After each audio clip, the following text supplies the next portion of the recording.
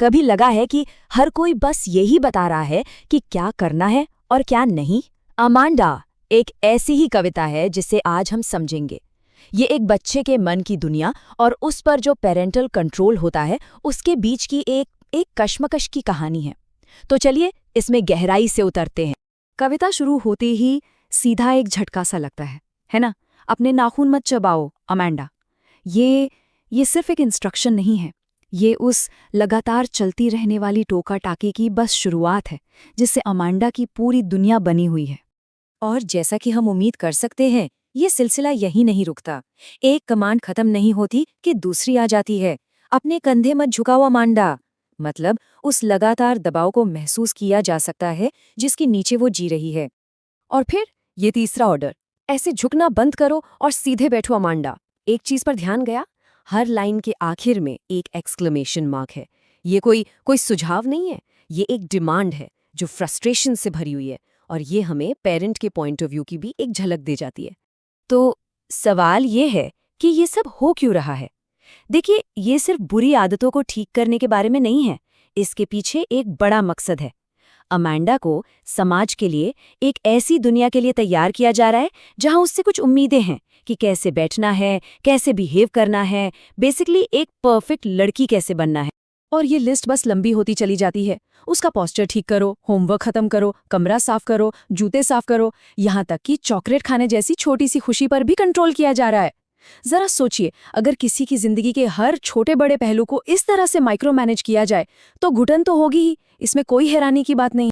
तो इस लगातार दबाव से कोई कैसे बचेगा? अमांडा के लिए इसका जवाब है इमेजिनेशन, उसकी कल्पना।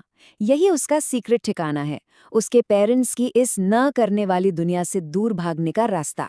और अचानक से पूरी कविता का मूड ही बदल जाता है। इन ब्रैकेट्स पर ध्यान दीजिए, ये एक सिग्नल है कि अब हम अमांडा के दिमाग के अंदर जा रहे हैं। असली दुनिया की कठोरता से बिल्कुल अलग हमें एक शांत हरे समंदर में ले जाया जाता है। ये उसकी अपनी दुनिया है। लेकिन एक जलपरी ही क्यों? सोचा है? क्योंकि एक मरमेड आजाद होती है, उसे किसी नियम से, किसी बंधन से मतलब नहीं, वो बस बहती जाती है खुशी से, बिना किसी परवाह के। और अमांडा ठीक यही तो बनना चाहती है। पर कहानी यहाँ खत्म नहीं होती। जैसे जैसे असली दुनिया में दबाव बढ़ता है ना, वैसे वैसे उसकी कल्पना की दुनिया भी बदलती जाती है। चलिए देखते हैं कि उसकी यहाँ से निकलने की जो चाहत है वो कैसे और ज्यादा तीव्र हो जाती है। ये जो प्रोग्रेशन है ये सच में दिलचस्प है। शुरुआत होती है एक जलपरी की सिंपल आज़ादी से, फिर ये ख्वाहिश बदल जाती है एक अनाथ की तरह पूरी तरह शांति पाने की, और आखिर में ये रपुंज़ल बनकर पूरी तरह से अकेलेपन में रहने की तमन्ना बन जाती है। हर अगला कदम उसकी बढ़ती हुई हताशा को दिखाता है। जरा इस अनाथ होने की कल्पना पर गौर कीजिए। वो कहती है खामोशी सुनहरी है, आज़ादी मीठी है। ये जो सुनहरी खामोशी की चाहत है ना, ये सीधे सीधे उस लगातार डांट फटकार का नतीजा है जो वो झेल रही है। वो बस शांति के लिए तरस रही है। और फिर आती है रपुंज़ल, लेकिन ये वो रपुंज़ल नहीं है जिसे हम कहानियों में सुनते आए हैं। इस रपुंज़ल को किसी राजकुमार का इंतजार नहीं है। वो कहती है, मैं निश्चित रूप से अपने चमकीले बाल कभी नीचे नहीं गिराऊंगी। क्यों? क्योंकि वो अकेले रहना चाहती है। ये एक कितना शक्तिशाली बयान है इस बात का कि वो बाहरी दुनिया से कितना अलग थलग, कितना कटावा महसूस करती है। तो ये सब मिलाकर हमें कहाँ ले जाता है? ये हमें इस कविता के बिल्कुल कोर में, उसके दिल में ले जाता है, और वो है अमांडा की असली दुनिया और उसकी कल्पना की दुनिया के बीच का सीधा टकराव। इस स्लाइड में ये बिल्कुल साफ दिखता है। देखिए, उसकी कल्पना का हर तत्व उसकी हकीकत के दबाव का एक सीधा रिएक्शन है। एक तरफ लगातार टोका टाकी है तो दूसरी तरफ वो सुनहरी खामोशी चाहती है।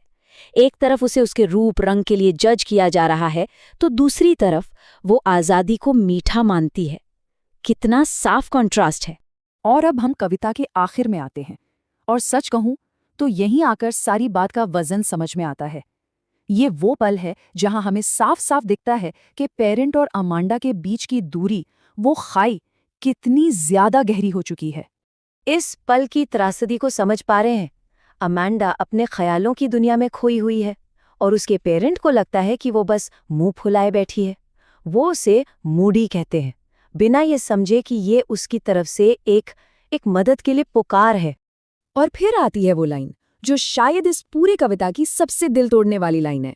पेरेंट की असली चिंता ये नहीं है कि अमांडा दुखी है, उनकी असली चिंता है कि कोई भी सोचेगा कि मैंने तुम्हें टोका है।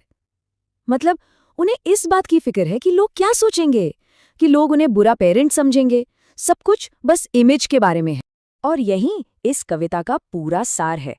ये कंप्लीट डिस्कनेक्ट है पेरेंट्स सामाजिक दबाव पर, लोग क्या कहेंगे पर इतना ज्यादा फोकस्ड हैं कि वो अपनी ही बेटी की भावनात्मक जरूरतों को देखने से चूक जाते हैं।